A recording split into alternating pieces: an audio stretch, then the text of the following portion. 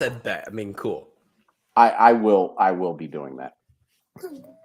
Like for sure. Sweet. All right, everybody, welcome to episode 124 of the Fantasy Timeline, a proud member of the Dynasty Addicts Podcast Network. I'm Josh at Real Fantasy TL. I am with the co-host with the most, Drew at DR_PRA. Drew, how are you doing, man? I am fantastic. I'm about to hit 11 days of PTO, hit up New York City, and then actually going to be in this guy's neck of the woods. I'm helping a buddy drive across country from Rochester, New York, all the way to Washington State next week. Ooh. So Wow. we're going to have some fun. I thought I took a hike driving from Philly to Kalispell, Montana, and you're still adding like another about 10 hours. Another onto day, that. man. Yeah. Bless your heart. Are you the because- driver or are you the passenger? Both. My friend is heading out west before his family because his kid's got to finish school. So he got a new job offer that starts on the 18th. So I told him I wasn't going to let him drive 38 or 40 hours by himself and possibly, get lost, hijack, something like that. So This is great. You guys just need to buy an eighth of shrooms and trade off tripping. The passenger's trips for 12 hours, then you swap. It's perfect. I mean, that's actually a pretty good idea because honestly, I did my drive pretty much sober and it was terrible. It's awful.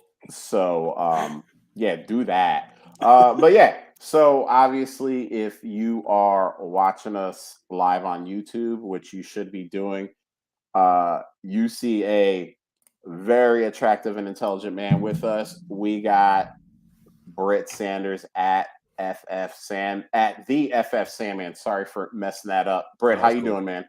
It's a great day. Seattle or Washington had its first full sunny day and longer than I can remember, which is always a beautiful thing. I woke up and it wasn't dark and ugly. And I'm eating my homemade protein bites, which are surprisingly tasty thanks to Blue Agave. I sound like a tool now, which is awesome, but I'm doing wonderful. I'm really happy to be here. And we are happy to have you. Before we get into the fun, why don't you just tell everybody where you're at, where they can find you, and what you're doing?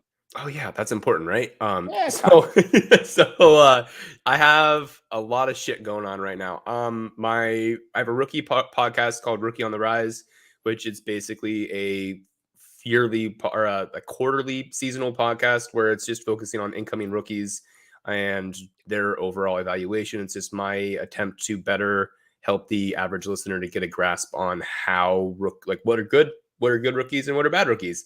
And I'm just trying to help them not suck during rookie drafts. And then I have a second podcast with Devi Deep Dive on Brandon's channel called Predictive Measures of Success. And there I'm basically going to be talking about the analytics side of Devi football, which is exceptionally fun. I just dropped the third or second and a half episode because the first episode's an intro and that never counts on the analytics of wide receivers. I have a really exciting guest coming up for the analytics of quarterbacks coming on in a little bit here. And then I'll briefly do tight ends because let's be honest, no one really actually cares about tight ends or should be drafting them in Devi leagues. I write for Yards Per and Breakout Finder, and I write for Fantasy Pros, but I've yet to drop an article. And so I've got a lot of stokes in the fire, and I'm just kind of having fun poking and prodding which one I feel like doing that day. And I will say that everything that I have consumed that you have done has been amazing. So if you ain't doing it, you should be doing it because not only is Britt good at the writing and the speaking, but he's also very, very smart. So you're not wasting your time when you consume anything that he's done. So You're gonna make me blush. Thank you, Josh. I appreciate that. I mean, that's what I'm here for. I'm honestly, Drew is the great fantasy mind. I am just stop it. an overpaid hype man. So, but we work well together. So every Batman needs a Robin. And look, we already got this started from recovering Ridley Truther, Dalton Schultz. That is directed strictly at me because I told I told people in the Cool Kids Club, the Trade Addicts group me chat that Dalton Schultz reminds me a lot of another guy that we all loved for a year, Bob Tonyan. I did not get the response that actually I didn't think I was gonna get a good response when I said it. So I mean, but I said Hey, it because I think it's true, not when you because speak the truth, people don't like it. we a guy kind of comes out of nowhere and gets you 808 from the tight end position. I take a step back. Mhm. Someone said, well, he had 604 last year, and I go, yeah, that's like that gets you from like that 204 touchdowns gets you from like tight end 15 to tight end 5. Mhm. It doesn't sound like a lot, but when you're talking about tight ends, it's a ton. You know, So you could have been in the money if Blake Jarwin didn't find a new home, but he did. So now it's Dalton Schultz to the moon. yeah, but here's another thing. I'm a Cowboys fan, so Mhm. I know what my team likes to do. They're actually a very good drafting team, even though once they get that talent on the field, but they usually do very well in the draft, even if it's like one of their picks, like last year with Micah Parsons. Usually they have more than one. Last year, I think they realized they had it one in the first round and just took the rest of the draft off, which they hadn't. But hey, I'm not going to be surprised to see Dallas go wide receiver. Mhm. Not actually, if I was going to bet money on it, I would bet money that their pick in the first round is going to be a wide receiver. Same. And I would also not be shocked if they are the first team to take a tight end off the board. So, as much as we love Dalton Schultz right now, let's just remember they franchised him. They only have him for a year. There's no long-term commitment to the Dalton Schultz. So, really, truther, I love you. I know you were trying to poke a little fun at me, but I said what I said. So, on that note, let's get into the news, fellas. So, last week the news was like Rojo, and we were like, after all the quarterback trades, Tom Brady came back, and Tyreek Hill is in Miami, Devontae Adams is in Las Vegas. Rojo goes to the street. And then we had the who's better, Dalton Schultz. See, now it's on my mind, Rojo or CEH, and that was just like God. Derek Gore. The sad part is I can't even say that that shouldn't be an option, but then we spiced it up. We started the week. We spiced it up. We woke up from our news slumber with a big boy trade, and I'm glad this actually happened when it did, because on the timeline, April is always our draft month. We try to get some of the best and the brightest rookie minds, draft minds in here, and really try to get people prepared for not only obviously the actual NFL draft at the end of April, but rookie drafts usually start right after that. I know some people have a couple of drafts before that, but I was in one league that did that, and it's kind of insanity. That's awesome. RIP Hakeem Butler. But let's get to this trade. The Eagles and the Saints make a trade. So the Saints, we'll start with them. They get pick 16, pick 19, and pick 194, which is a 6th round pick. They give the Eagles pick 18, pick 101 this year, which is a 3rd rounder, pick 237 this year, which is a 7th rounder, a 2023 first, and a 2024 second. And after I saw all the particulars, as a Cowboys fan, I just put my head in my hands, because that's an obvious Eagles win. Like they literally just they just gave the Saints a bag of magic beans, except there's no beanstalk. There's no happy ending at the end of this story. You got 2 picks in the teens. And now the rumor is, well, they're going to package those picks and move ahead of Carolina to get a quarterback. So wait a minute. You gave up 2 firsts, one this year, one next year. They're going to give up 2 more firsts for what? Malik Willis? By the way, I like Malik Willis, but Malik Willis isn't 4 firsts worth. I'm sorry, he's not. You're going to get Kenny Pickett? All right, bless you. Like I said earlier, when we started this thing off, you could have had Sam Howell and just stayed put. And honestly, had just as good of a shot as what Malik Willis might be, what Kenny Pickett might be. I don't know. Britt, what do you think about this? Like, is this like the Awful. Saints are just doing what they got to do, or is it No. just like the Saints being the Saints? So let's do a little mind road trip, right? Back in 2019, I think 2020, the Seattle Seahawks were in a pretty certain predicament, similar to the Saints, where they're a winning franchise for a long time, and all of a sudden they're at a crossroads because they're starting to suck, and they're panicking because they're not used to sucking. And so Pete Carroll and Sean Schneider do what I figure they always do every night, and they go snuggle up in their little like old school giant beanie or like a beanie bag chair, and they have some like Legally Blonde on, and they're eating some chocolate healthy popcorn.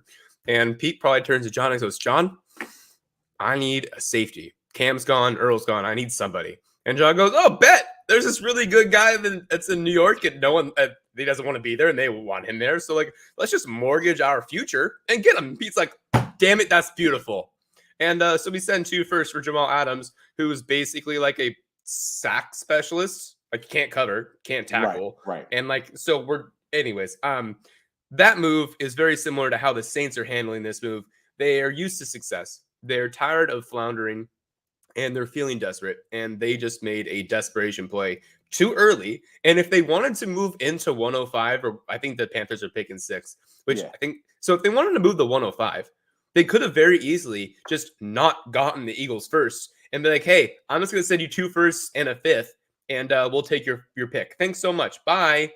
But so like I don't know what they're doing. It doesn't make sense for them to trade up here unless they're anticipating somehow maybe moving pick 16 and a 2024 first maybe to get up there. So they also have a back end first. My pocket hope is that they just ride Jameis and they go and grab 2 wide receivers at 16 and 19. Because like they need wide receiver, they need everything, let's be honest. But like that would give them the most realistic chance of being somewhat relevant, even though it doesn't matter because Tom Brady's back. So everything's fucking a disaster. And that's that conference. Drew, what do you think about this trade? Did the Saints do the right thing? Did they just load up the Eagles for years to come? Hell no. This is one of those trades that I dream of making in a dynasty league somewhere.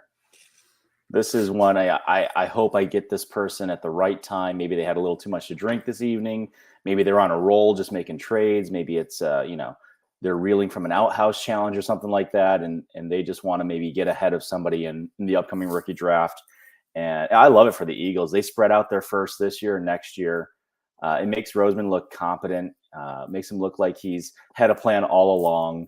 But yeah, this is definitely one of those moves that I would love to move into.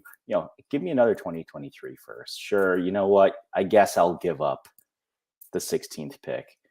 And they still stayed ahead of him for the second first-round pick this year, which, I mean, it gives them more leverage too. Even if they hang on to him, it'll be fun to see what they do with that when they're on the clock. So, no, this is, like you said at the beginning, clear win for the Eagles. Do they do the right thing and make good picks this year? We'll see. That's the fun part, is they could still fumble here and then they could still screw it up. But on paper, pre-draft at this time of the year, I a lot of people out there wondering, just like in a rookie draft. Now, this is where a lot of us as dynasty players start to tighten up on our picks. I'm going to hold off. We're only 3 weeks from the draft. I want to see some landing spots. I want to see what's available on the board when I get to my pick. And I appreciate the offer, but until you blow me away, I'm gonna hold steady, right? Eagles got that Godfather offer and made the right choice. Which is, like you mentioned, is weird because, like, when you think of Howie Roseman, you don't think of competency. You think of buffoonery. It's like if Cliff Kingsbury was a GM, just failing upward and getting lucky somehow. I will say, I'm a Cowboys fan, but I live right outside of Philadelphia.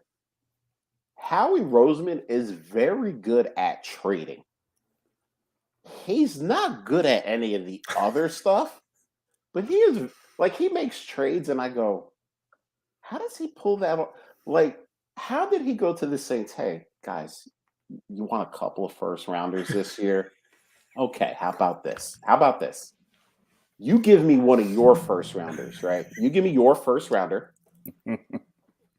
I'm going to need one in 2023. Saints were probably like, oh, that sounds like a fair deal. No. Wait, there is more. I'm going to need a third this year and a second in 2024. Is that all you need?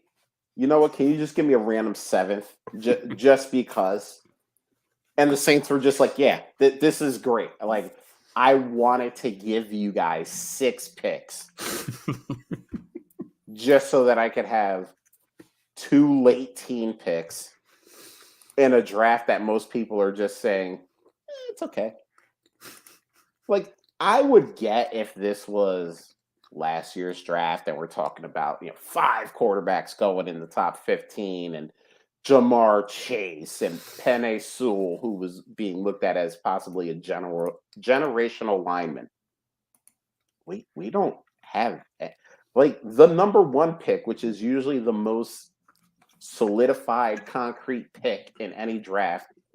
At some points, it's been Aiden Hutchinson. It's been Ike Ekwonu. It's been me. Like, there's been like 5 different guys who have occupied that spot at one point or another.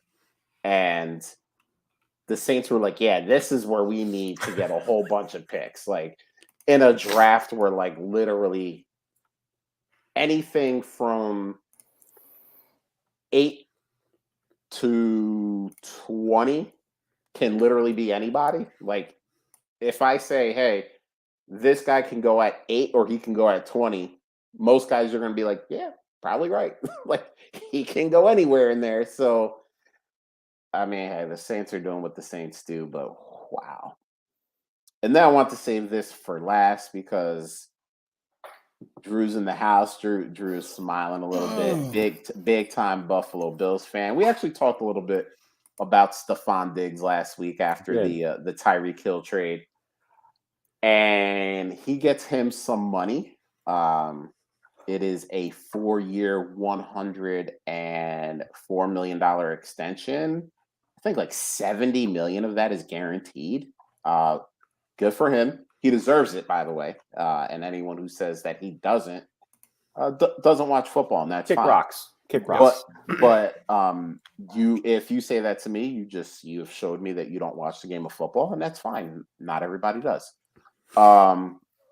So, like, as much as we just took a shit on the Saints, I mean, we're all patting the Bills on the back, right? I mean, they keep their big time weapon for their big time quarterback on a team that is, one of the favorites to win the loaded AFC this year. There are no favorites. I don't think that's true, to be Not honest. anymore. I don't think that's true. We've seen a lot of movement, but we'll see if we've seen a lot of good movement. Well, I'll put it to you that way, because the Bills have been competing, and they were 13 seconds away this year. I think they would have beat the Bengals if they had won that game. They're in it. Obviously you have, it seems like every team in the AFC almost has a premier quarterback, but Josh Allen is one of the best, if not the best quarterback, and that team is just they're very good. So Drew, why don't we start with you? Why don't you just jump up and down, clap, whatever you got to do on a good move made by your team? I'm almost ready. I got my you can't see it over my shoulder here. I've got my kid's little play table. I don't have a folding table in the house right now, but I'm tempted to jump through it. I think you should. I think we Ditto. actually let's save that. Maybe we'll put that as extra content on the DAP network. Just some outtakes, some behind the scenes. Climb up a ladder and just right through the table. I mean, it's Pottery Barn, so I think it probably breaks me before I break it. probably. But no, I am thrilled. It looks like we should be the last stop for Diggs. The bromance lives on. I'm so excited for Josh Allen, for the team, and for what that means. Moving forward, it's just such a good feeling to know that you've got that duo there. That when they need to, they can call the number and they can make a play happen. He might be quiet for 56 minutes, and then in the last 4 minutes pull out the biggest catch that we need to get us into scoring position. He can draw the coverage he needs to. Excited to see where else they go. So actually, I'm kind of curious what y'all think this means for a guy like Gabe Davis that's been so polarizing with all the money we're spending on Diggs here. I think a lot of people were assuming that we'd go out and get another veteran or get somebody through the draft early, maybe early day 2 or something like that. So I'm just curious, did your opinion at all shift there, or you still have some expectations with the draft coming up? I'll let you answer that first, Britt, because I got opinions. So I got opinions too. So here's my thing about players that average a 10.9% target share over 2 years and can't beat out veteran journeymen. Is they suck. My God. So Gabe Davis is a very competent player, right? If he gets that volume of wide receiver 2, he's going to produce well. But let's not pretend that 4 touchdown game where Kansas City was literally asking them to be beaten by Gabe Davis is an indicator of what Gabe Davis is going to do for the next however many seasons he plays in the NFL. When his last 2 seasons, he can't fucking manage a target share above 12%. And then bought an even better older guy back, which is Jamison Crowder. So you got Crowder in the slot, you got Gabe outside, and you got Stephon Diggs. I think it's very likely in this class you see a Jahan Dotson, probably not Sky Moore because they don't want to spend that capital, but maybe even a Christian Watson, someone to build around. I think that this doesn't do anything in regards to Gabe Davis. He is dead. He's been dead. He will be dead. He's gonna have some really fun boom weeks, which everyone's gonna throw in my face like, look, you suck, and then I'll send him the end of the season ring and say, boom. But I was curious when Stephon Diggs' contract told, right? His contract told from the Vikings in 2023. So this is yet again what happens when Devonta Adams just says, bro, I want to play for my childhood teams. And Raiders say, hey, do you like money? We don't really like it. So why don't you take all of our money? And now DK Metcalf is no longer going to be a Seahawk because there's no way that Jody Allen signs that check and John Schneider does that. And I'm very sad. So it would have been fun to debate with you, Britt, but 100% right. Like, we've tried to make Gabe Davis a thing, and I don't know why. Like, we do this every year. Like, some rando running back or wide receiver has like a massive game, and we're like, look, they're good. And it's like, well, wait a minute, they sucked the entire season. Like, why are they good after one game? Don't we play Dynasty? Aren't we supposed to look at the long-term implication of things? And it's like, yeah, but he had one good game. Like, I don't think you understand. And I'm like, no, I understand perfectly. Like, he had one good game. Like, good for him. But the Bills did sign Jamison Crowder, which is like Emmanuel Sanders, but a different guy. And better. And better. And they're probably going to use like a second or a third on a wide receiver. And listen, that one Gabe Davis game where he goes like 6 for 100 and 2 touchdowns, everyone's going to get hype. They're going to be able to trade him for first round picks again because look, see, he just needed a little time to warm up. And then like the rest of the season, he's going to have like 32 receptions for like 380 and like 2 touchdowns. And we're going to be like, but what happened?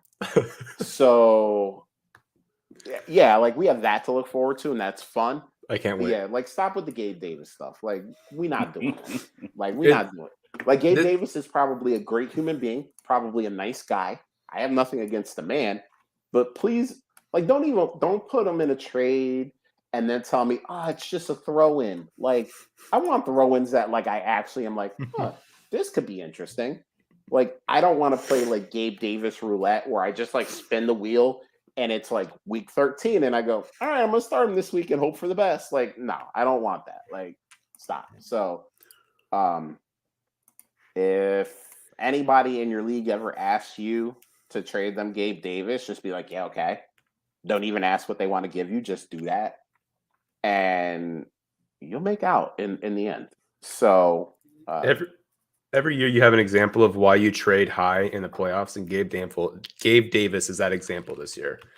Because you trade high when the values exploded, and you go and I saw some asinine trades when it popped off, and those managers are winners. I did a startup draft in January, and Gabe Davis went before Amari Cooper, I think, and I said, okay, that's something I could never do, but hey, let's do this thing. Like, why not? Somebody wants to get wild, get wild. Like, I'm not gonna stop you. I'll keep taking good players, and we'll leave it at that. So, wasn't that in the league we were in together? Yes, I do think that was the league we were in. I thought I saw. Like, oh my god, it's happening! Someone's going wild. What is this? I love it. I was like, okay. I don't have to worry about looking at Gabe Davis in the 13th now. Someone took him in the 5th. Cool. All right. Water is wet. People are dumb. Let's ride, dude. Let's roll. But that was good. Let's hit the timeline though. I put out the tweet every week. You know, hey, send questions. We'll get a question or two. I think Britt brought all the boys to the yard because we got so many listener questions and I'm excited about this. So let's roll. First one here is from Dat Network Brother. Probably going to be one of the main hosts of the Dat Network draft show, night 1 at 8:00. So, hey, listen, watch it on the big screen, watch ESPN or NFL Network, then mute it and then listen to us because we're going to be way more entertaining and do that. And I will be mentioning this every week because this is our draft month and we're doing a draft show and I'm super excited about all of it. So this is from Rocky, the trade addict at Dynasty FF Addict. Which top rookie wide receiver maybe has the most potential to be a complete bust? Someone in most people's top 5, i.e. Jalen Reagor a couple years ago. And yes, Josh, I know you didn't like him anyway. Listen, this was another one that people argued with me about. But Jalen Reagor's good. And I said, but then how come he wasn't elite in college? Well, he had bad quarterbacks.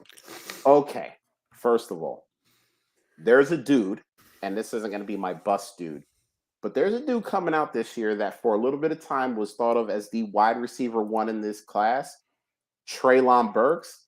By the way, Arkansas has got me and a substitute teacher from Little Rock throwing him the ball, okay? So let's not act like Treylon Burks had Joe Montana and Johnny Unitas throwing him the ball, okay? I went way back with that one just to make a point.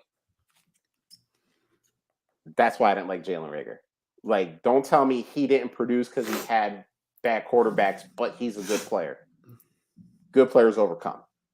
Don't make excuses for rookies. It's already hard enough to hit on them as is. Right. So, Britt, since you're the expert here, I want you to take this one first. Who is that wide receiver that we are all loving on that maybe we shouldn't love on so much? So I guess it depends on like what you consider a bust. I'm just going to assume that he's talking about the top 5 wide receivers, right? And then if I'm drafting a top 5 wide receiver, I'm expecting at least 2 or 3. They're all going to be going the first like 14 picks. So 2 or 3 top 24 years, right? Yep. And 2 names or really 1 name comes to mind as the one I think has the most likely to be a trap.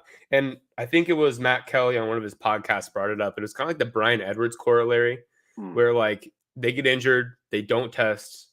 We don't know what they are. They're supposed to be really good. They did kind of well, but there were some circumstances navigating around their production, and they're at a flashy school. They have a flashy name. They have a couple flashy plays, and that for me is George Pickens, right? Like we know George Pickens is supposed to be one of the most talented wide receivers in the class. Had he not torn his ACL, it's extraordinarily likely that he would, but he did.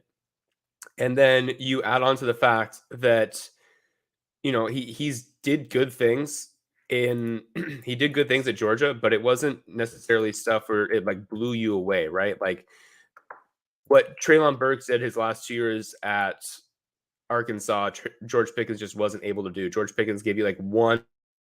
My computer's crashing. I was going to pull up his metrics, but George Pickens gave you like one rookie season of really good production, and then he did decent his sophomore year, and then he got injured.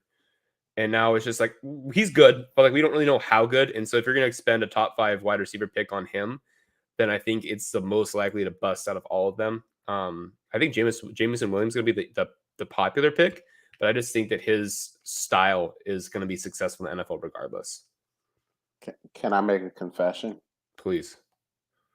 Jameson Williams, I don't care what you say, Don't do it. Is still my wide receiver too. Oh, thank God. I don't care what you say about that man. You can disparage him in any way, shape, or form. And honestly, it is taking all of my willpower to not make him my wide receiver 1. Drake London, baby. Oh, see, this is where we're gonna fight. Because the guy I think is has the biggest possibility, the biggest chance of busting. I put down Drake London. So this is some stuff I'm seeing. And listen, I tell people this all the time. If I was good enough to watch tape and actually talk about it all the time, I would, which is why I don't. I watch tape and understand that I'm a novice at it.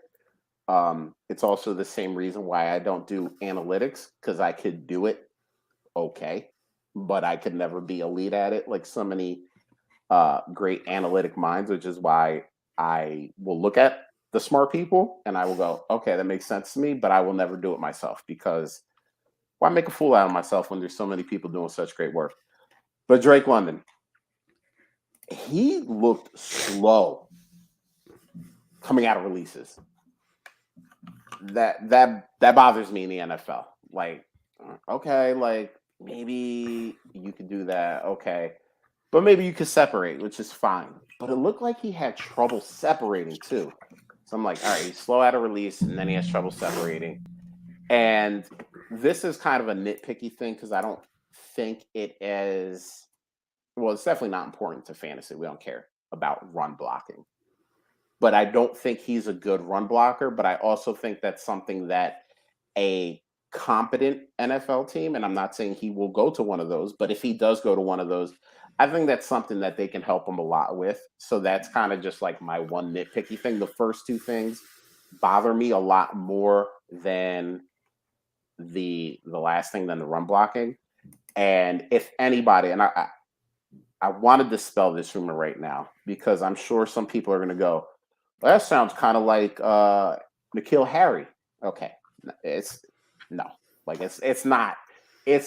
that bad. Like, we're not like that dude couldn't separate from me. Like he could not separate at all.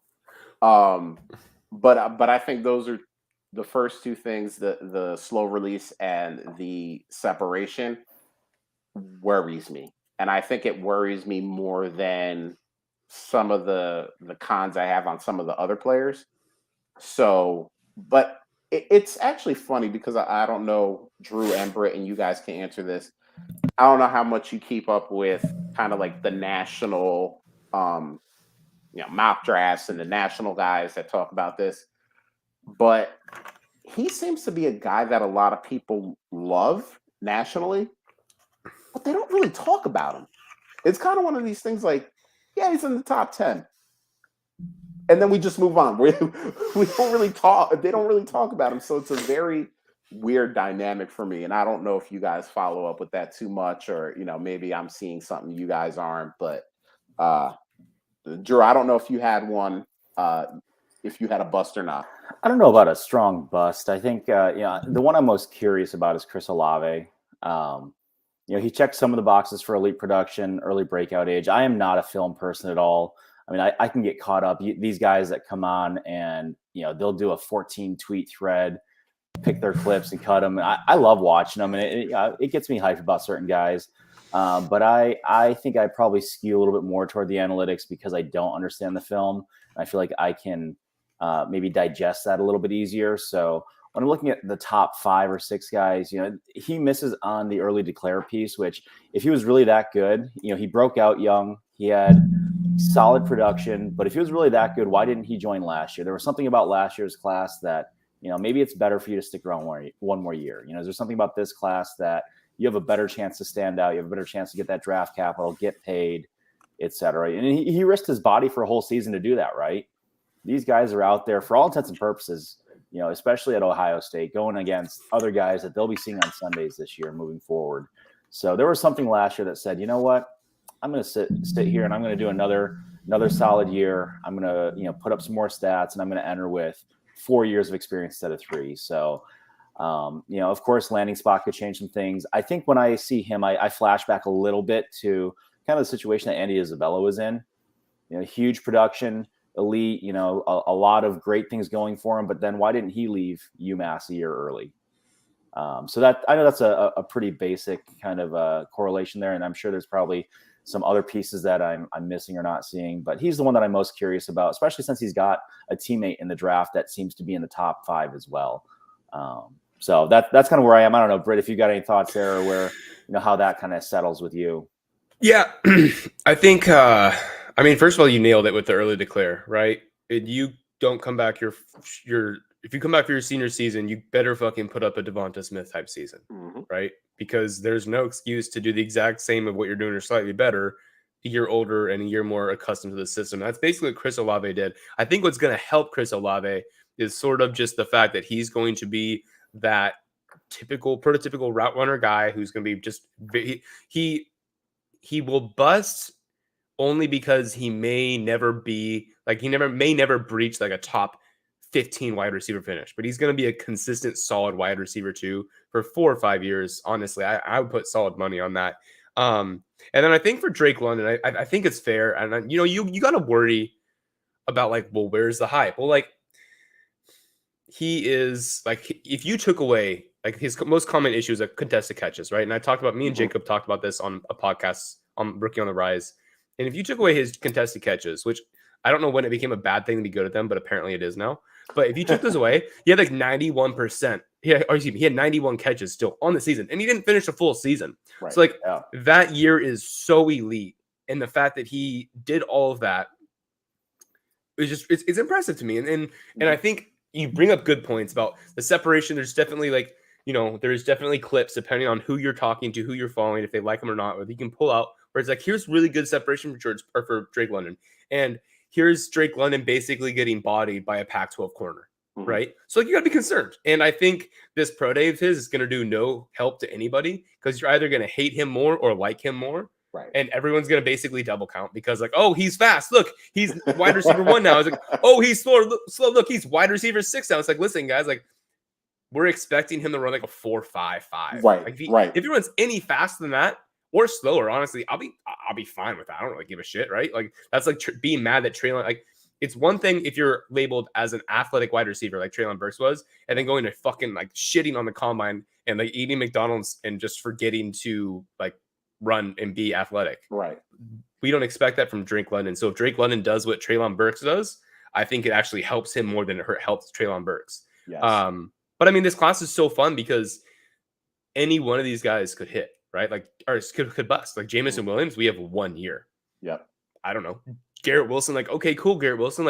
You came out, you did great, but you also got outplayed by a rookie in JSN, and Chris Olave basically doubled your number. Didn't double, but matched your numbers, and he stayed an extra year. Yeah. And then Treylon Burks, sure, Treylon, okay, you did 2 excellent years at Arkansas, awesome, but what is your ability on the field? You're supposed to be athletic, but you're not athletic. So do we have to scheme you open, or use this giant Deebo Samuel that doesn't have the athleticism? Are you going to be able to dominate your route tree? And then Chris Olave is like, how valuable is your floor? Like, is your floor good for it's like, cool, man. Like, I was so thrilled to get you at like 204 in a rookie draft, but I have to draft you like 107 now. And I don't want to draft 107 to get like a career average of like wide receiver 20 or 618 production. Like, that's good production to hit because you're hitting, but like it's not the production you want at that spot. So this that's sort of why this draft is so fun too, right? It's like we don't know who's going to be good. It's Breece Hall. That's it. I will put all my money on Breece Hall. Everyone else, I don't know. Yeah, I can't wait. Yeah, and I think you nailed it with like, and this is if you, whether you're looking at rookie drafts or you're just looking at the NFL draft in general, it's pretty much every position in a nutshell. You might have like one guy who you're like, yeah, okay, that guy's going to be legit. And then you have like 7 guys that you're like, hey, they have like really good trades, but they could fall off the cliff at any moment. And it's just, I mean, once you get past 10 at the most, like, and I'm talking about in the NFL draft, not in rookie drafts, in the NFL, like once you get past 10, anything can happen. And literally you have no idea. You cannot predict like, yes, this guy is going, like even last year, Mac Jones went to the Patriots at 15 and we were like, this guy's skill set matches perfectly what this team wants to do. He's gonna be fine. Like we weren't saying like he's gonna be the best quarterback coming out of this draft class, but we were saying, listen, you don't have to worry about this guy. Like he's going to be okay for his entire career. Like his floor is okay. Like his ceiling could be like pretty good. Like not elite, not like pretty good. Dude, once you get past 10, you're just like, I don't know. Like Stingley goes like 12. I don't know. Like one of these like linemen drops. The Cowboys just put out their 30 list today, which is actually their 28 list because they only listed 28 players. And Charles Cross is on their list, which is like really interesting to me because it's like everybody's been saying like, oh, this dude is top 10. Like there's obviously Dallas thinks that there's some kind of chance that he could fall, maybe not to 24, but maybe fall to 18, 19, 20, where they go, all right, let's trade up a few spots and get this offensive lineman that we need. So that was interesting to me. And like, we don't know. We just don't know. So it's going to be fun. But all right, let's move on to the next one here. This is from our boy from across the pond, from the great nation of Ireland, Jerry O'Shea at Jerry Shea FF. Why is the wide receiver Green Bay or Kansas City going to draft in the first round going to be the 101 in rookie drafts this year? I'm going to start this off and say no. That's why. No, it's not going to happen. Listen, Christian Watson might go there to one of those spots. Jahan Dotson. And look, I like both of those guys for different reasons. Breece Hall is the 101. Maybe in a super flex, you get a guy at 101 who's got like Marcus Mariota and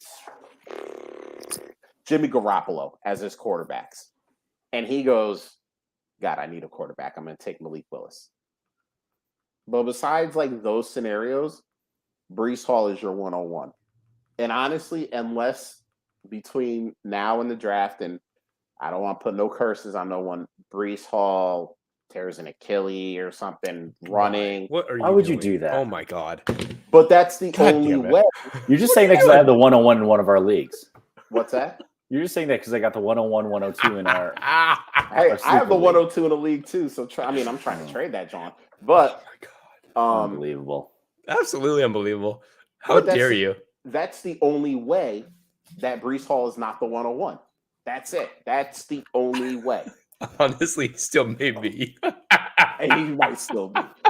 But, so listen, a lot of those guys that are going to be around for those two teams, and they have multiple picks at the end of that first round, there's going to be some good wide receivers there. Not only are they not going to be the 101, they're not even going to be the first wide receiver taken because Garrett Wilson is going to go top 10. Drake London is probably going to go top 10. Chris Olave could be like right outside the top 10 based on some mock drafts. People like me are still going to love Jameson Williams. So, yeah, I mean, not only will none of those wide receivers be the 101, they won't even be the first wide receiver taken. Drew, what do you feel about this? Am I wrong? Am I right? What did I miss? Just watching the chat here. No, I think I think you're right. You know, I think there will be a lot of hype, and in maybe some more casual leagues, you'll be able to play on that a little bit and make some good deals there. But yeah, it is Breece Hall. Even I've got a league that I took over that I think I have like Daniel Jones and Baker Mayfield and maybe Jimmy G or something like that. And I'm still most likely taking Breece Hall if I have the 101 there. If I have the 101, I'm trying to trade back to the 102 and get a little piece extra because at that point, I'll take whoever's there. You know, if it's a big piece in that league, shit. You know, I'll take either piece that I can use and add some extra, whether it's next year, whether it's later this year. But yeah, I am not looking anywhere else. I can't think of a receiver that could land there early enough that would make me move off of Breece Hall at 101. Nobody, because positional scarcity. You just can't. You literally can't. Like, there's a reason why running backs are pushed up in every rookie draft, and it's because you get 2 to 3 years if you're blessed, and beyond that's like gravy, honestly. And we should be churning running backs every couple years, anyways, just trade wise. But like, the most. So let's just ideal scenario, right? Let's say Jameson Williams goes to Kansas City. That's probably like the best fit, just in terms of like additional weapons, things like that, right? The most he's going to bump up to is 2. Because Drake London's probably going to go to the Jets or a similar team where there's like decent competition, but not a big issue. And he's going to he's just going to be there. Right. So like, it's going to bump up in the positional rankings, but you're still going to be able to get the wide receiver, the rookie wide receiver for the Packers or the Chiefs in like the middle of this first round. The issue is what happens if they just push it off into the second or third and they grab like a Sky Moore or a Christian Watson. Now, all of a sudden, those guys that were like, you know, Christian Watson should be drafted in like an early 3rd round pick, but now he's going to be drafted in like 107, right? Or like Sky Moore, like, hey, maybe you can get him at the end of the first. Well, now you got to fight for him over like Olave and these guys. Like, well, cool, I like you, but like, I'm never going to spend that ADP, that value to acquire you because like, you're losing from the gate. It's like driving off 7 new cars off the lot, losing all that value and then selling them for 30% less than you acquired them for. Yep. You're just pissing away money. Also, I see Lindsay's in the chat. Lindsay, what the fuck is up, my dude? It's great to see you. She smacked my ass in Scott Fishbowl 11. Oh man, she beat everybody down, me, bro. Dude, it hurts. I was a semi-finalist and she outdid me. So she smacked my ass. It was rough. She's awesome. We came in like, I'm kind of new, like, and I'm like, cool. And she's like, oh, what's up? Fuck you. I'm like, oh my god, I'm sorry. Oh. She's in our listener league, and she's like, listen, you know, I'm kind of new to this dynasty thing. Man, she's so great. She hustled us. I forgot what she started the season. 12-0, 13-0. I think she lost maybe her first week and then ripped off 12 straight. That's what it was. She lost week 1. And I don't think she lost again until the playoff semifinals. There you go, Lindsay. That's what I'm talking about. Lindsay's awesome. She's a stone cold hustler, though. She, if you're in a league with her, she's like, hey, listen, I don't know about this fantasy thing. You know, I'm just trying it out. You're getting rickrolled. She straight hustled us. Her team is stacked. I mean, she's going to be a contender for years. Oh, and she was like, listen, I'm kind of new to this dynasty thing. Like, take it easy on me. And nope. No. She just came behind us and started slitting throats. People were just dropping to the ground. We didn't even know what had It was happened. like the red wedding of your fantasy Oh league. my She's God. like, boom! Yeah. Oh my God. I saw her Um, like we were 7 rounds through, and I was like, she ain't new. Like she's killing Yeah, this thing, man. yeah. Like Lindsay, you are playing me. Oh, it hurts. Well, it's funny because she's a great person, but she's a shy person, and we made a deal with her that if she won Scott Fishbowl, and this was before the drafts, before everything, he said, if you win Scott Fishbowl, we're getting you on the show. We're getting the exclusive because you've been one of our people from day one. And she said, fine. If I win it, I'll come on the show. And boy, she was there to the Yeah, very she end. was sweating. I think She was there was a little sweating. bit of her that was like, oh. I want to might look at her actually last have to- roster lineup. That's what I want to see. I want to see the final week roster lineup. Did Are she you sandbag it? You looked, yeah, she might have. You looked that up. See who she put in there. She probably dropped like a Oh my God. like a Raheem Mostert who was She put out. Dobbins in her lineup in the final week. Yeah, put him in the lineup. I mean, you could play Gabe Davis, the same thing, right? Yeah, right. Exactly. Oh! You gotta bring that up. Where's the again. mute button? Nope. I will unmute him immediately. He is speaking the truth here. Ooh, all right.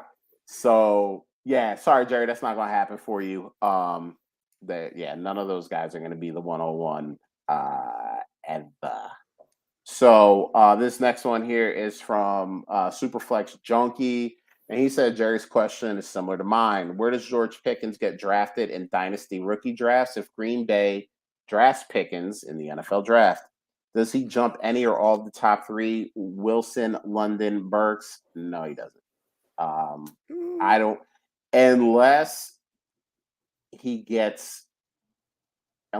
Burks drops to like the second round is the only way I could see that happening. I don't think he will personally. I think his floor is Dallas at 24 for Treylon Burks. Yeah. But if I'm wrong, which I've been wrong plenty of times in my life, and Pickens goes with that first Green Bay pick, I think it's 22. Yeah. Yeah. And Treylon Burks falls out of the first. Maybe he can jump him, but I don't think he realistically jumps any of those 3 guys. Britt, what do you think? I think that's a fun conversation, right? Because it's important to emphasize or to front load this.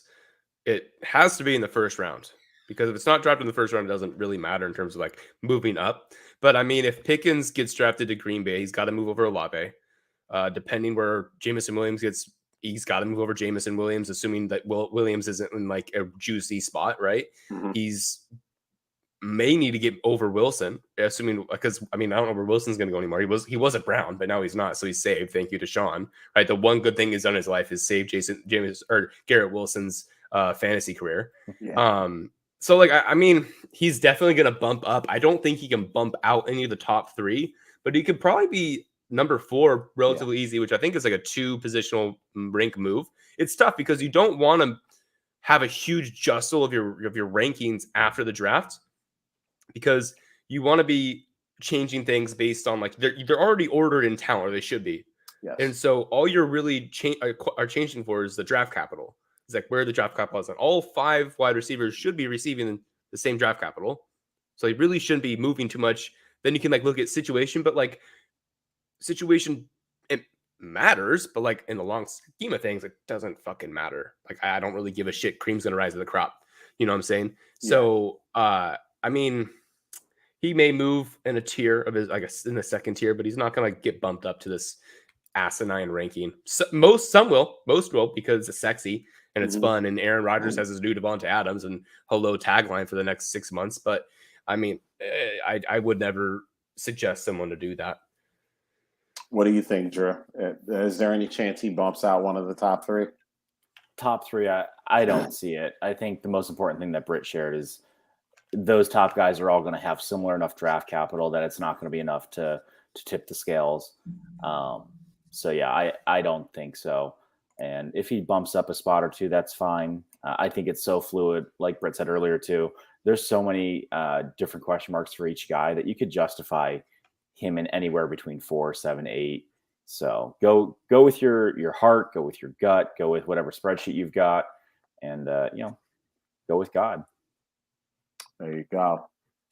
All right. So this next one here is from some guy, Bill McCarthy at Super Dupaflex. Never heard of him. Just kidding, Bill. We love you. If you were going to take a flyer on a QB at the start of round 2 in a rookie draft, we're talking Superflex here. Who would it be? Drew, why don't you start us off? I think Britt put the note in here. I'm with him. I am absolutely eyeballing Desmond Ridder at the top of the second, somewhere around that turn.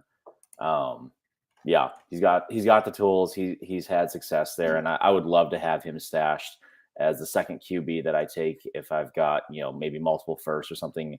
I'm totally fine moving back, and maybe I have an early first, and then I've got a late first. I'm fine moving back from that late first, top of the second, get an extra piece, get something into next year, add a 23 second or whatever, and I will take my Desmond Ridder and go back to sending my lineups in August. Thank you very much.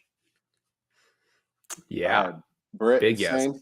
Yeah, the issue with that, Drew, is that he's not going to be available there because apparently he's getting drafted in the first round. Apparently he's the second best quarterback in the draft. So, assuming that that's reality and now we're not living in a true simulation, because that is the litmus test of simulations. Does Desmond Ridder get drafted in the first round? Yes. Blow the fucking computer up. Let's start this bitch over. No. Okay, but it may actually be real. Theoretically, if Desmond Ridder gets drafted in the second round, let's say Jalen Hurts area, 100%, that is my guy. That is my boy. Yep. After that, it is going to be Sam Howell. Matt Corral is fun. He's sexy. He's got a good arm. He runs, but he also doesn't protect himself. And I don't like quarterbacks that run and don't protect themselves at body weight of 205. I'm not a big fan. I have a general rule of thumb that if I can bench you and you don't protect yourself, I'm concerned about you. And so that's a good rule. He and I'm a really bad bencher. So he is within that threshold. So I think Sam Howell is the only other guy other than Desmond Ridder that I'd be really interested in. If you want, yeah, I mean, at that point, there's really no one else, honestly. Yeah, it's Desmond Ridder for me. I feel like Desmond Ridder is the guy, and there's one or two QBs every year that every draft guy goes, well, someone's going to trade back into the first round to get the 5th year on them. And a lot of times those guys don't get traded back into the first round for. Those teams at the end, maybe they're looking for too much in return for the pick. Maybe somebody fell that they didn't expect to fall, and they would rather take that guy and not trade the pick to someone who needs a quarterback, whatever the case may be. We hear it every year. There's one or two guys. Somebody's going to trade back. And I think Desmond Ridder is one of those guys this year that we're going to say it a whole bunch, and then the actual draft is going to happen, and we're going to be like, top of day 2, like this guy, maybe Detroit didn't take any quarterback with their first 2 picks, and Desmond Ridder at the top of the second, something like that. If he goes first, obviously your chances of getting him at the top of the second evaporate, because any quarterback that goes in the first round, I don't care if you we talk about this quarterback draft being we don't like it, but I'll tell you right now, this isn't going to happen. But if Malik Willis, Kenny Pickett, Sam Howell, Matt Corral all go in the first round, they're all going to be first round picks in your rookie Superflex draft. It's going to happen, because we're going to say, they got drafted in the first round, so obviously X team likes them. So we need to get them on our team because we need to have as many quarterbacks as possible. So that's going to be a thing. So if Desmond Ridder goes in the first, you're not going to get him in the second. But I like Ridder because I think he has the physical tools to be a good NFL quarterback. Not great, not elite. Again, I say good, and people are like, "You think he's going to the Hall of Fame?" It's like, no, elite players go to the Hall of Fame. Good players, they have nice careers. They're like Alex Smith. They have great careers. You hope they're on your team, but no one's like, "Hey, Alex Smith should go to the Hall of Fame." I mean, maybe he should just for that leg injury that he came back God. from, but God. actual play on the field wise, not so much. So, but yeah, I think he has the physical tools to be a good NFL quarterback. So he would be my guy. Obviously, this is all null and void if he gets taken in the first round. So cool. Now we're like starting to churn through these a little bit. All right.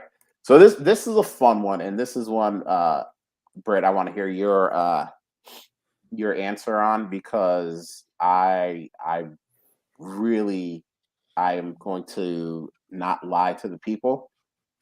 I have looked at a lot of these running backs, and honestly, past the top 3, I don't care. Like, I'm just like, there are some guys that can do some things, but like I'm gonna, and don't get me wrong, I'm gonna be in rookie drafts and I'm gonna take these guys, which is why I wanted to watch these guys. So I'm not, 210, and I'm like, I only knew the top 3 guys, and I don't know any of these guys, and I take somebody who like really should have went in the 4th. But this is from Martin T. Ozimek, and I hope I said that right, at Mozimek. Rookie RB outside of the big 3. We're talking about Breece Hall, Isaiah Spiller, and Kenneth Walker. With the highest odds of becoming a legit 3-down bell cow at some point in their career, even if said odds are low. My lean is Brian Robinson. Okay, that's an interesting lean. And it's not my lean, but it's an interesting lean. Britt, I want to hear your answer first on this. So, who is that guy? Who has the chance? Oh, to there's be that so 3-down? many in this draft. There really are. It's kind of comes to the tier. Brian Robinson's a good one. You're not wrong. He's got size. He's got speed. He's got the production of Alabama. The issue is that it was 5th year, and it was just like, why didn't you push for more playing time like Josh Jacobs did with Najee Harris, right? So, like, cool. You're fine. You're not a high-tier running back. You're getting drafted day 2 because you wore a crimson helmet. Awesome. Next guy is Jerome Ford. Played at Alabama, said, psych, gotta go to Cincinnati, and then dropped schlong on Cincinnati. And really what you're looking for here is, do you weigh at least above 205? Have you caught over like 20 receptions or had a target share above 5%? And then like, have you had a season of like production, right? And there's so many running backs in this class. So Jerome Ford is one. Rachaad White is one. He's an electric pass catcher. There's questions on what his ability as running is, which is difficult because running backs run. And so you're like, aha! But like, he's another one. You go a little deeper. Keontae Ingram is a great one. Out of Texas, transferred to USC and did great USC. Pierre Strong out of North Dakota State had 4 seasons of 1,000 yards and multi-touchdowns and had multi-catches while also being fast and thick. This boy, if you want a James Robinson in the class, is Pierre Strong. And then you got Zamir White. I don't know if Zamir White can catch because he unfortunately shared a backfield with James Cook. And I'm not sure anyone's as good of a catcher as James Cook in this class. Maybe Rachaad White, right? So sure, Zamir may be able to catch and do well, but he's never had the opportunity because Dalvin's little brother said, yo, I'm not thick like Dalvin, but I can catch better than Dalvin. So check this out. And then you kind of, you drop into like the iffy tier, right? You got Tyler Batty out of Missouri, 197. The first 2 years at Missouri is just disgusting. You're like, what are you doing with your life? Why are you doing this? He came back his senior year, had a Najee Harris-esque year, posted incredible analytics, high 80th percentile across the board, doing great. And then you also have guys like Tyler Goodson out of Iowa, someone who I'm a little more shaky on, but he's got there. You got Tyler Algier as well. And, like, there's a couple other guys. I can't believe this. Kevin Harris. If you want a late round guy who is going to be a workhorse, given that he gets drafted like before round 4, or even round 4, early Michael Carter area, like Kevin Harris is that guy. The issue and the reason why he isn't propped up is because he had a back injury in last year, and it kept him out pretty much the entire year. It was like in spring practices, like right this time last year. And he didn't really come back from that. But he had a really, really good 2020 season because he was literally the only running back healthy after their incoming freshman, Marshawn Lloyd, tore his ACL. Marshawn, please get better, dude. I want you to be good. Just do this for me. But Kevin Harris has the size, the catching chops. He's athletic, and I think he's pretty fucking cheap. So like, there's a lot of guys that have that ability. And the beautiful thing of this class, this running back class, is that their values are just spread so evenly across all 4 rounds that you can literally pick and choose your tiers, and you're not really going to run out of running backs that have that workhouse capability. And when you do, you have these guys that have this high receiving upside and a ceiling with like the Jaron Ely's, and guys like that. And you're like, honestly, after Sky Moore's off the board, I don't know what running or what wide receiver I'm going to draft again, because like, there's just so many talented running backs that are going to be either in committees or be high profile backups like a Tony Pollard or an Alexander Madison that you can leverage for better draft capital or wins on your fantasy team. So this is a great question, and I love talking about it. So please don't be wrong, Britt. Please. Drew, is there anyone outside of the top 3 that you're looking at like, he could be that dude? Yeah. So I'm in an auction startup right now, and I got this guy for less than 2% of my budget. He's my RB1 because I went heavy on Josh Allen, Patrick Mahomes, Malik Willis for my top 3. Then I got my boy Diggs while people were doubting what's going to happen with him. I did get DK, so I'm very curious what's going to happen with him. And then it's a bit of a premium, so I ended up with Kittle as well. It was crazy. Kyle Pitts went for almost as much as the top QBs. So I got Rachaad White for less than 2% of my budget, and he is currently my RB1. We're going to see what happens, because I'm going to throw a lot of darts here. Like you said, I love that I should be able to get a lot of these guys cheap. And after him, I don't know if anybody's listening that's in that draft, but I'm going after Pierre Strong next.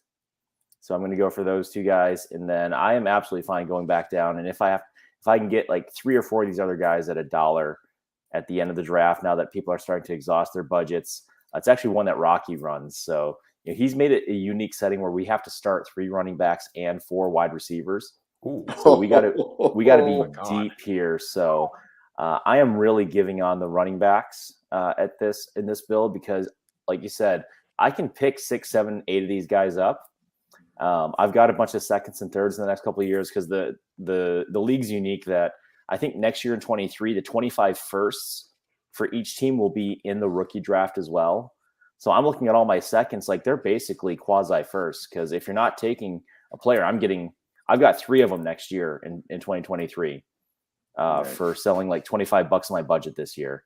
So I'm going to have either high picks in 25, or I'm going to have shots at some really good rookies next year that fall to me because other people want to have those first round picks in 2025. So I'm excited. This year I don't expect to do much. We'll see what those 2 quarterbacks could win me a couple of weeks just by themselves. But for this running back class, I am just fine taking those guys. And then I would love to grab, maybe a Zonovan Knight later on for $1. You mentioned, I think you said Tyler Goodson, just try to get somebody with a little PPR upside. So I will absolutely take a bunch of dollar darts and load up, and then maybe try to sneak in a vet or 2 that I can get for a few dollars. But I feel really good with the start there. And if 2 of the 7 guys that I pick are serviceable, let's have some fun this year. House money. Yeah, and I think there are those guys every year. We're like, we didn't talk about them in the first round of rookie drafts. And, I remember last year, there were a lot of people saying, Michael Carter is not good. We were like, okay, don't get me wrong. Michael Carter he didn't win you a championship, but you weren't like, God, this guy stunk on my team this year either. And I think, Drew, that strategy, especially this year, I think this year, and Britt mentioned it, even though I said, honestly, past the top 3, I'm just kind of like, meh. Like, there's a lot of depth. I think that's actually the theme of this year's draft. There's a lot of depth. Like, pick a position. There's a lot of depth. There's not like the elite, like, oh my God guy. but there's a lot of depth. So I like that. I put down Rachaad White, and watching him, literally my first note was, dude gets yards. Like that was my first note because 6.3 yards per carry, and obviously, people will yell at you when you use YPC because they're like, it's not. But in college, I like using it because usually if you can get above 6, you're fine. Like you're good enough, But pass catching, I agree with you, Britt. Honestly, the only person I like out of this class more as a pass catcher is Cook. Cook is the best pass catcher coming out of this class. Fight me if you want to. I hope the Bills get him. Another You guys have Singletary. Go away. Another third round running back for the Bills. We gave you Lynch. Let's go. The Bills will just pick a third round running back every year until the end of time, just to screw with us all. So yeah, like outside of the top 3, Rachaad White is mine. Just because he's a great pass catcher. He can run a little bit. Yeah, Britt, you're right. Like he didn't have a ton of rushing attempts, and that is the thing. Yeah, I can say, YPC, but if you get 6 point, I think he had like was that 158 rushes or something like that? I can't remember the exact number off the top of my head, and my computer is also being a little weird.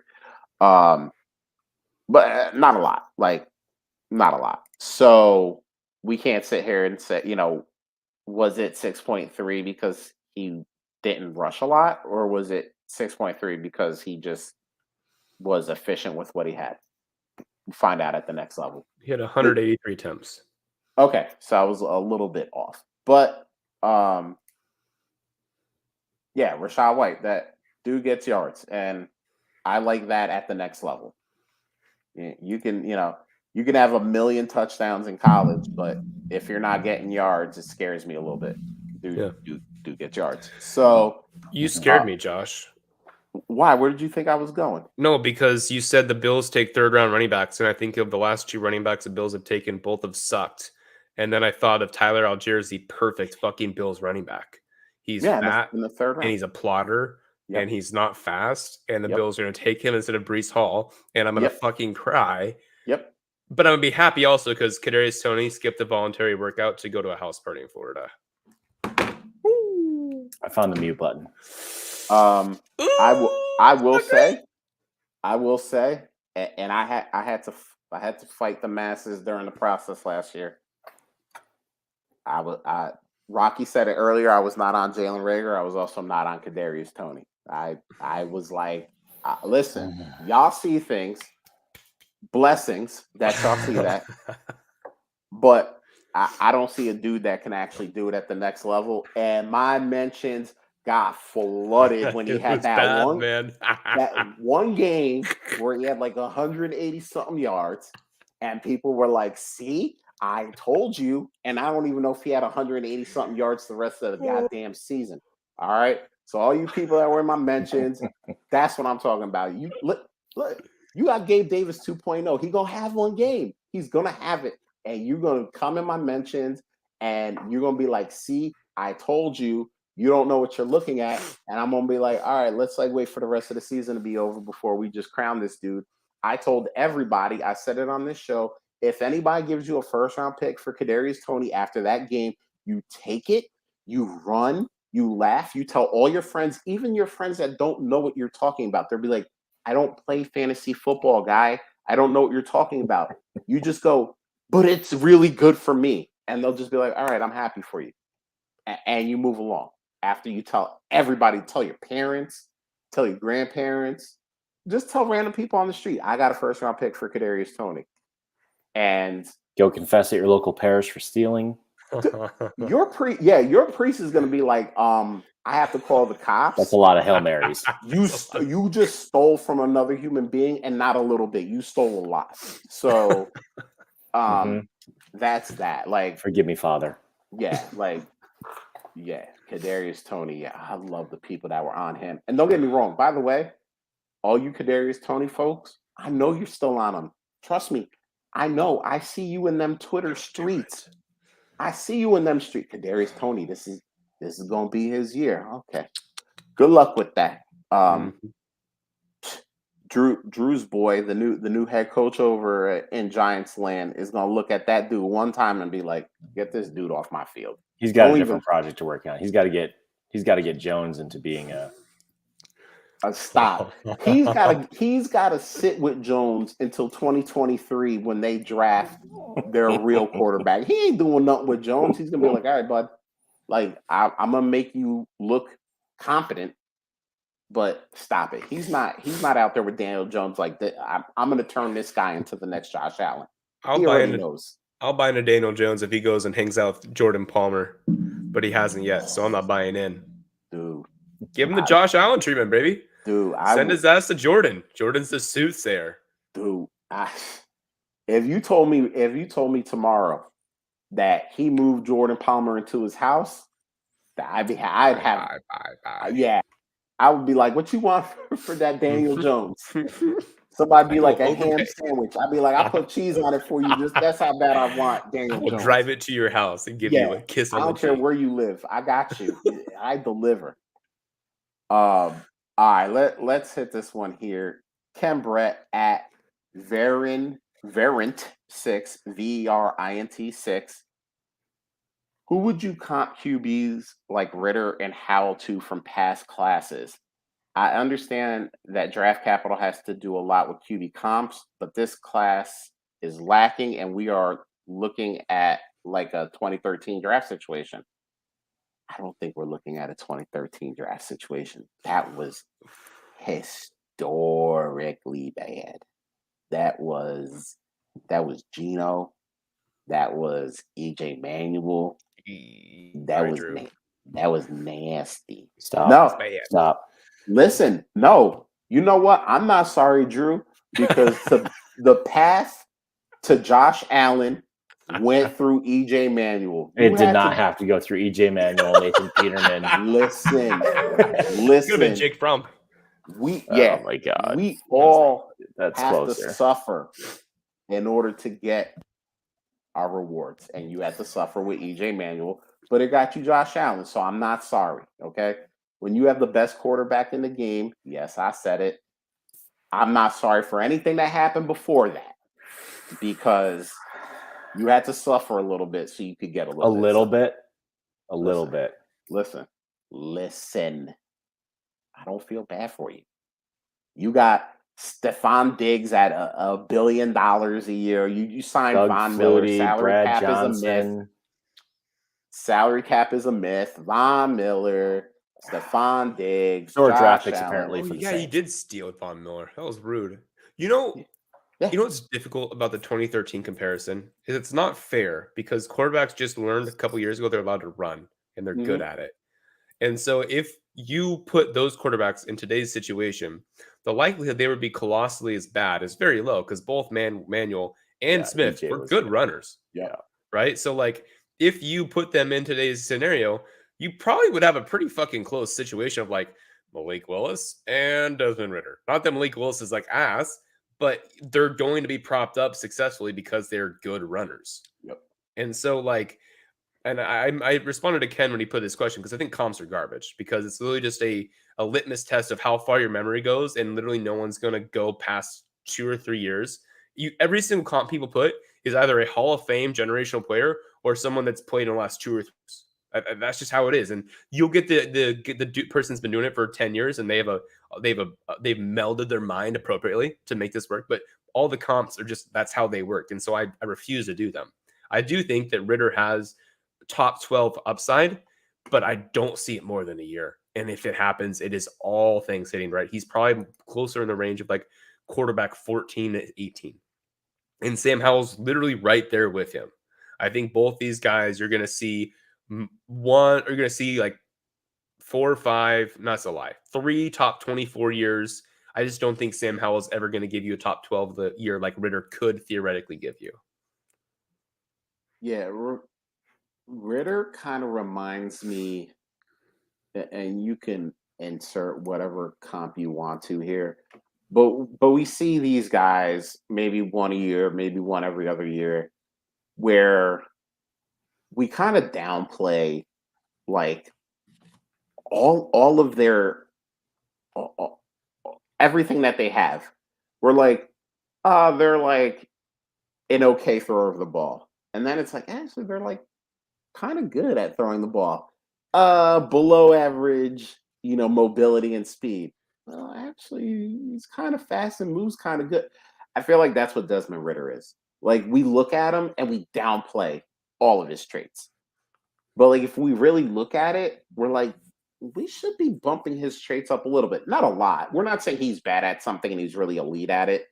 But I think we're saying like he's average to below average at stuff. And it's kind of like, no, he's more like average to above average at a lot of stuff. So I don't know what the comp for that would be. Kind of like mobility wise, it kind of reminds me of what we talked about. And I'm sorry, I'm not going to a Hall of Famer or a guy from the last 2 or 3 years. It's actually someone I spoke about earlier in a totally different context. Mobility wise, it reminds me of like Alex Smith. Like when Alex Smith came out, people weren't talking about like, hey, like he has good mobility. He's like, they're like, oh, he's very talented passer of the ball, and came from Utah and blah blah. And it was like mobility was like, he's not really mobile. And it's like, no, but like he's mobile. Like he's not Lamar. Don't get me wrong. He's not, he's not elite at it. But like we made it sound like the dude was like stuck in cement. And it was like, no, like, and I feel like Desmond Ritter is kind of the same thing. Like we don't really talk about his mobility. We kind of make the guy seem like he's stuck in cement. And he's got good mobility. Like he's, I think he ran like a 4.52 at the combine, which is perfectly fine for a quarterback. Oh my gosh, yeah. Like, it's fun. It's funny. Like we think everyone should run like a 4.4, except unless you're like 320. And you should run like 3.86. Yeah, right. Yeah, I mean, I don't even want to get on that because some of these guys that are weighing in at 350 running like 4.7s, I'm like that. If you get hit by that guy, it's like getting hit by a train. Their first 10 yards are worse than Derrick Henry. That's what that is. Like, who's the guy? The guy from Georgia? Georgia, yeah. Georgia, yeah. Something 6'7", 380 pounds or whatever. Yeah, he was like 365, and I think he cut weight for the combine, which is crazy. He cut weight to 365. Not eating Chick-fil-A. And then yeah, right. And then he runs like a 4.7, and I'm like, what? That's because it took him 6 steps to make the distance. What? Dude, like a 4, what? And then I'm like, all right, well, I'm ready for every running back now to run like a 3.9 because if we're going to proportion this to weight, that's what all you guys should run is a 3.9 at this point. Mm-hmm. But yeah, like he ran, I think it was like a 4.52 or something like that. Yeah, it was around there. Which is quite all right. Like it's very good for a quarterback. So, yeah, like I don't have like a direct comp because I am with you, Brett. I hate comps. I hate them. It's like I always get them wrong. Yep. Like I'm like, hey, he looks like this guy. Mm-hmm. And literally every other person that I talk to that watches film and is actually really good at it is like, I don't see even 1% of that. And I'm like, that's fine. Like that's why I don't do this for a living, because no one would pay me more than 2 weeks to do this. So, but yeah, like Desmond Ritter just seems like a guy we kind of downplay all of his traits. And you know what's a good comp for him? And this is funny because just shows how good I am with counts, but he's like a good Jordan Love. Oh, I like that. Like mobile. I like that. Shaky production, shaky accuracy, but mobile. And like we don't know if Jordan Love's actually good or not because Aaron Rodgers just like, bro, you took a quarterback round 1. Watch this. Bye. Yeah. Sit and stay. Yep. We're gonna see how good quarterbacks are when they sit 5 seasons. That's what we're gonna see. We're gonna see how good he's hit 5 seasons. But I think Desmond Ritter's a better Jordan Love because Jordan Love's biggest issue is like consistency, Mhm. like week to week, and Desmond Ritter's biggest issue is just like accuracy when he's running and throwing. So like I think that's a fun comp just stylistically. I mean, it's very unlikely to actually yield like good fruit, but if I had to put a comp gun to my head, that's who I would do for Ritter. And I refuse to comp Howell because I'm not going to put that juju on him. You're not gonna put that second round juju on him. No, can't do that. Yeah, like I'm with you. I hate comps, and it's probably because I'm not any good at them, and that's fine. Like we gotta all know our limitations, but yeah, I'm not doing it. I am sorry, Ken. I know I'm supposed to do what the people ask me to do, but I can't do it. Drew, I don't know. Maybe you got the bomb Save us, comps. Drew. Maybe that I asked the wrong person, and you're gonna come here. You're gonna give me all the good comps. This is not in my wheelhouse at all. You know, I'm lazy when it comes to comps. Oh yeah, you know, you have a similar physical build to this guy, or you know, maybe I saw a couple of clips that maybe flashed back to. I saw this guy do this one time. You know, throw that ball over those mountains over there. You know, but yeah, I don't know. Sam Howell, I guess. Maybe Daniel Jones, something like that. But ooh, I might have to kick you off the damn show for that, Daniel Jones. But other than that, yeah, I don't dabble in that a whole lot. You know, I don't know. He's Daniel Jones or Matt Barkley. Those are his outcomes. Oh God, so bad or worse? All right, it's not great. Oh man, he's gonna get drafted 15th over 16th overall or 17th by the Saints, and I'm just gonna be like, fuck. Oh no, I made a mistake. Nah. They got Jameis. They're gonna trade up for some stupid tackle. I'm here for it. Yeah. That was another rumor is that they're going to use these 2 picks to then trade up into the top 5 to get a offensive lineman. I was like, awful. Oh, that's great. I hope they do. I love when the Saints fail. Makes me happy. I mean, it's funny because someone was actually like, we do need to remember that this was also the team that traded multiple firsts for Marcus Davenport. And I was like, oh yeah, I remember that. And I just remember going, wow, NFL teams will make bad trades just like the rest of us. Bless them. They'll trade like 3 picks just to get Adam Troutman and then not play him. Well, I'll tell you a funny story about that. And I'm not in this league anymore. And honestly, the guy that did this, I would bet money doesn't listen to the show anyway. So, this was a league where the rookie draft took place before the NFL draft. So this guy trades 3 firsts. It was 2 firsts in that year and a first in the following year to move up from like 105 to 101. And this was the Joe Burrow year. No. So everybody goes, oh, my man, he just traded all that to get Joe Burrow. Yeah. He said, nope. I traded all that to get Drew's favorite player, Tua Tagovailoa. And we all went, wait, what? You did what? You did. He said straight up, he said, you're all wrong. Tua is going to be the best player in this class. And I said, oh, one hit Tua? And by the way, I can say that because I currently have 1 hip that is held together with a steel rod and 7 surgical screws. So I am also a 1-hipped man. And I throw left-handed. And wouldn't no NFL team want me at quarterback either. So I said, listen, as someone who only operates with one hip, I can tell you, it's not easy. You gotta start doing those Dak warm-ups. Yeah, you do. Listen, I can only do half of the Dak warm-up because the left side pops. The right side, there's no pop. You can plant, but you can't whip. Yeah, there's Oh, no. Get you out on the golf course. Yeah, See if you can clear your hips. Charles Barkley with that shit. It's too bad.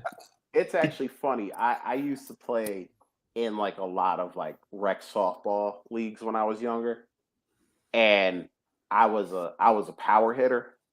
And after my accident, when you literally can't twist or clear one of your hips, my swing is all arms. And don't get me wrong, if I can connect, I have enough arm strength to still whip balls wherever I want. But dude, trying to connect when you can't turn your hips. Don't lie, Josh. You're poking that ball opposite field just to get to first. He's going oppo. He's going deep oppo to get to first. By the way, I can't tell if I make contact, I can't tell you where that ball's gonna end up. Like I used to be able to turn, hit to opposite field, whatever I wanted to do. Now it's all arms, and it's like it's wherever the ball hit the bat, that's where it's going, and I don't know where it's going to end up. So, I told him, I said, dude, as somebody that operates with one hip, man, I don't know about this one. Like, you're asking a guy in the NFL, and I understand he's going to have time to sit and wait. And we had Fitzmagic, and that was fun for a little bit. But I was like, I'm curious. I should hit that guy up and see. You should, because I want to see. I want to see his reaction to when Tyreek Hill came to town. Because that boy must have came in that league and said, "See, I told you so." They love Tua. Tua's going to be elite. That's what Drew's been saying this whole year. We got a little bet on Tua. So Drew loves Tua. He loved Tua before Tyreek Hill. So I get it. I'm not going to question Drew's love because Drew loved him before he had a head coach. I also love Marcus Mariota coming out of Oregon. I don't know. There's something about the Samoans. Marcus is phenomenal, first and foremost, and I can't wait for him just to be disjointed after his 6th game at the Atlanta Falcons, and I'll be holding all the Mariotas, not trading them away, and I'll cry very long tears to sleep. No, I'm scared Tua though because he's like the most fragile quarterback we have. It used to be Baker. But Baker's fate is now determined. Like, you are a homeless man, Baker. You have no team. Seattle's not going to trade for you. The Browns won't release you. You're in quarterback purgatory. And so for Tua, it's literally how good can you be with one of the best complementary weapons in the league now? And you better be fucking good because if you're not, they're going to ship your ass off. And that is scarier than owning or managing a team with Jalen Hurts the last 2 years. Because you literally could go from this guy that could be top 12 quarterback with these people or be Sam Darnold and just pop around the league and do just a little bit. He's better than Darnold, but like that's his future in terms of like finding new teams. And that's just so scary as a manager for your fantasy football team. So what are you willing to take for Tua in the Superflex league right now? As far as either rookie picks or are you willing to package him plus what to move up to a guy you're more comfortable with for your QB2? As a quarterback too, honestly, I ride with it. It's because his ceiling's so big. And I don't see, unless it was a really nice deal where like you move Tua for Kirk Cousins in a second, which I don't even think is reasonable or not, but like you move him to like those. Derek Carr, I guess, doesn't kind of. I think Brett froze here. So the magic words. So I would trade him for like the Derek Carrs of the world and Kirk Cousins because like they are gonna do just as well and you're gonna get picks back as well. Yeah. Right. But I don't know what I would move up to get him. I mean, I don't know, man. Like, what would it take to move off of him? What would you have to add to him to get to Russ at this point? An older guy or a Stafford, older guy? Man, I think you have to throw in a first. And that's Mhm. scary. I'm not doing that. And I don't Mhm. think you could. I just think that because you're throwing in a first, you're adding on 10 years of age, and you're gonna get possibly less production. Like you get security for 3 years, which is cool, but like I'm not really in the business of finding back end quarter or like top end quarterback twos. I don't know if Stafford or Russell are going to give you a consistent stream of quarterback one performances. And I know they've got great teams, but I don't know. And so why would I add in a first when I could have a guy that's 25 and could give me the exact same ceiling? You know, it doesn't make sense financially for your team to trade him away. What do you have to give up in addition to Tua to get to Trevor Lawrence? Man, I feel like people are weird about Lawrence. I feel like it's easy. Honestly, I would do it in a second. I really would. I think if they're like, "Hey, give me a Tua and a first for Lawrence," if it was like 110 this year, I would do that in a heartbeat. I really would. I think the stability around Lawrence is there. And I think Lawrence is gonna be a better quarterback longer term. Or he's gonna be one of the most beautiful busts in all of fantasy football. And like I think there's a resonating beauty about managing a portion of that. Like I managed Trevor Lawrence on my fantasy football team, and he was one of the most colossal busts of all time, and I was a part of that. I took a part of that. That's important to me. We'll see which way that goes. Oh, please don't be bad, dear God. So Drew and I have a bet, and this is just for the 2022 season on who will have more fantasy points, Trevor Lawrence or Tua. And this was made before head coaches, like January before or something. Tyreek Hill, before all of that. And honestly, before Christian Kirk. Yeah, okay. Even with the interesting Zay Jones, we'll call it interesting spending by money laundering. So that was by the Jaguars. I still feel pretty confident in my bet because I've said this multiple times. Trevor Lawrence is the first player in NFL history that had to be the starting quarterback and head coach for his team at the same time. So he had a lot on his plate. Most rookie QBs don't have to also be the head coach. So I think with a established NFL coach in Doug Peterson, a guy who has taken a team to a Super Bowl, there's going to be some stability there. It's going to be a real, they're going to have real practices. Kickers aren't going to get kicked. He will fly home with the team, whether it's a win or a loss. Yeah. There's going to be no chop house action for Doug Peterson. Doug Peterson's idea of chop house action is going to a restaurant and getting a wedge salad. That's the only chop that man knows about. So, things are going to be a lot better for my boy T-Law. And he's a sneaky rusher too. Yes, which I think Doug Peterson, after watching about 20 minutes of tape, will realize and will implement some stuff. For some reason, Urban Meyer, great football mind that he is, was like, Trevor, we don't want you to run all that much. We don't like quarterbacks that run. And he also didn't know who Aaron Donald was. So, oh my God, who's this 99? We got that as well. Like this freight truck. But all right, we could talk about this forever, but we're getting to an hour and 40 minutes here. So Britt, thank you for coming on, man. This has been a ton of fun. It has been all mine. Great chopping it up with you.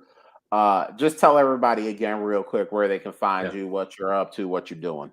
Yeah, absolutely. So you can find me on Twitter at @VFFSandman. You can find my podcast, Rookie on the Rise, on all of your favorite podcasting streams.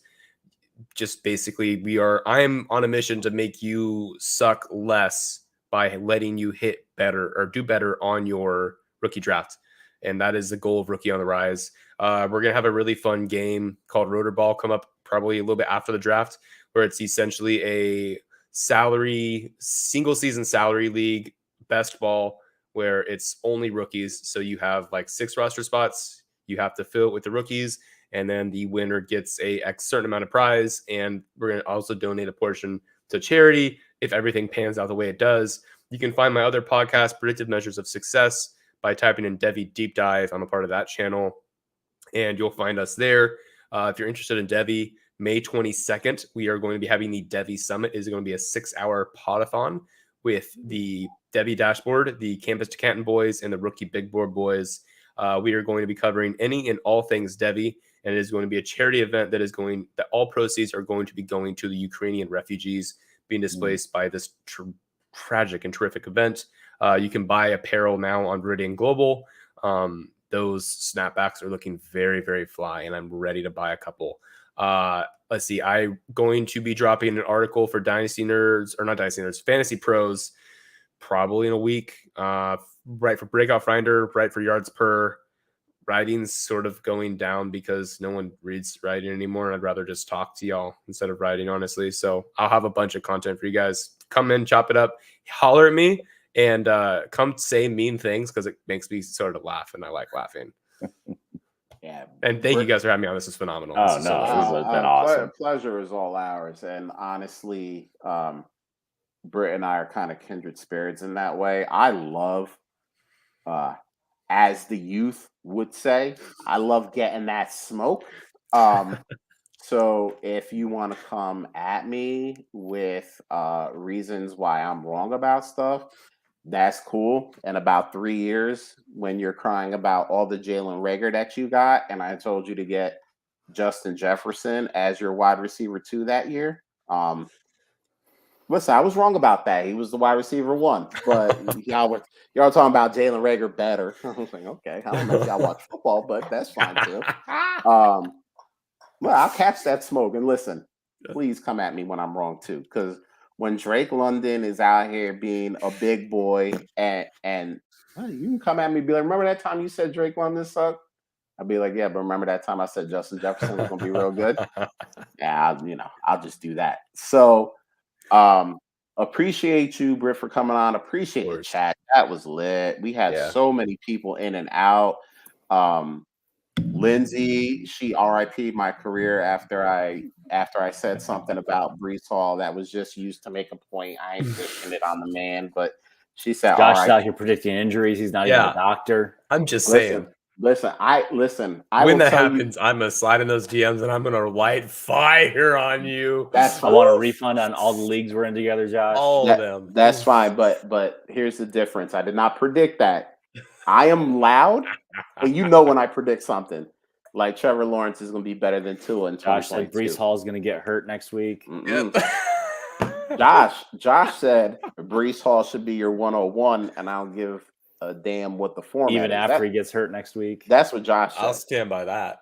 Josh said the only way he wouldn't is if something bad happened. That's the only way, because at this point, there's nothing Breece Hall can do at this point that would get him off of the one. Nothing. He could slap my grandma and I'd still take him 101. He could hang out with I would Deshaun take him Watson. 101. He could Will Smith me. I'd be like, yes, sir. One more. Taylor scored more touchdowns. Come on, baby. I would be just like Chris Rock. I would be like, okay, I'm gonna keep my name out. I'm gonna keep your name out my mouth. I'm gonna do it. I'm still taking you 101, but I'm just not gonna talk about you no more. Yes, you keep Malik Willis's name out your damn mouth. Hey, Malik Willis is 102. So I mean, in Superflex and 1QB, you do your thing. I don't play in any of those leagues, so I'm not gonna talk about things I don't know about. But all right, back to the outro. We outroed and then introed and then outro again. So thank you everybody in the chat. Remember, if you're watching us, hit subscribe, hit the bell.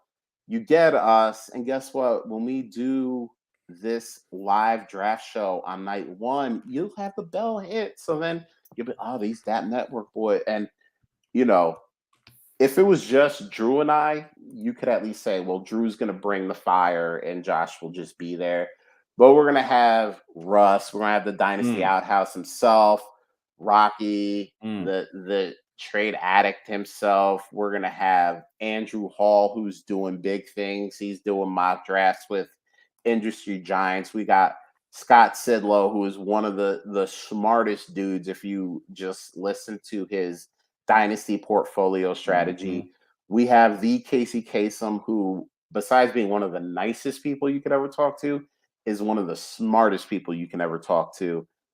I'll be there just like doing my thing, just talking shit. I'll be there stirring the pot. That's about it. Yeah, Drew, when Brees Hall isn't taken by the Bills in the first round, will just be cursing. That's what Making he'll terrible really bets. Yeah, making terrible bets.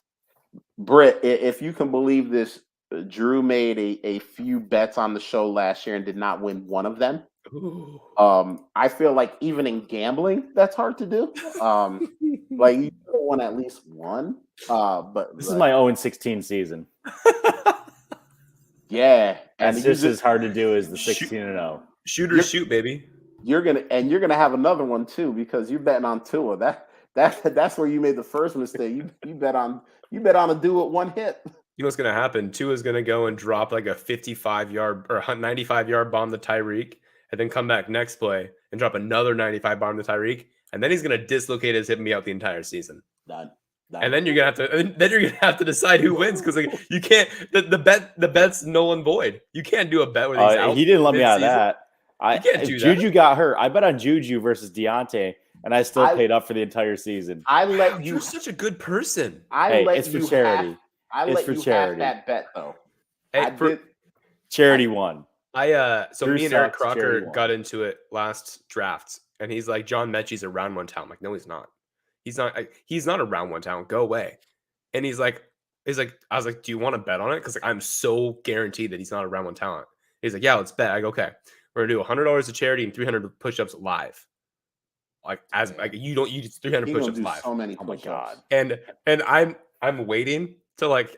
I hope he looks at it. Eric, if you look at it, it's like let's chop it up and come to a decision or agreement here. But like I'm waiting for this to pop up on like the remind you tweet. Like so, dude. Like what are we doing here? Like, are we gonna honor this? Like you're good to slide, but like let's get a little charity money. Yeah. Anyways, I love bets for charity. They're phenomenal. Yeah, that's all Drew and I do. We do bets for charity. We have another bet, and I forgot which one that was. I forgot what that bet was. You remember what that other bet was? I'll remember after the season when I can figure out what it was. I actually have it pinned somewhere, so I'll figure it out later. Oh, we did one with who was our guest a couple weeks ago? Linda. We did one with Linda. I don't remember what the bet was. What did I say? This is why I write things down. I put them in tweets so that anybody can throw them in my face if I lose. This is why I make bad bets. Yeah, right there. I mean, that's the source of it all. That's good whiskey, though. Drew just is out here making bad bets. So anyway, we introed again during the outro. Thank you to all the YouTube people. If you're doing a podcast thing, an hour and 47 minutes, and we have just been having so much fun. But we also understand that's a lot of time to sit and listen to anything, so we appreciate it.